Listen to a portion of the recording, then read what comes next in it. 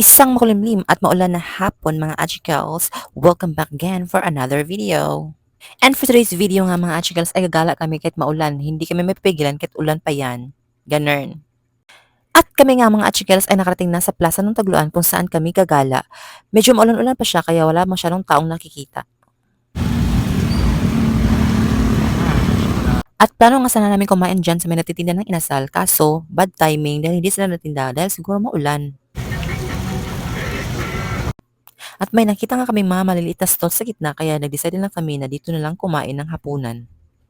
At ito nga pala ang na-order namin mga achikels, fried na manok, bola-bola at ang tinatawag naming proben. At ayan na nga nilagyan namin maanghang na suka para masarap ang kain namin. Diyan na muna po kayo mga achikels at kami ay kakain lamang ng hapunan. Kain po tayo mga achikels. At habang kami nga ay kumakain mga achikels ay biglang lumakas yung ulan pero tuloy pa rin kami sa pagkain dahil gutom na kami.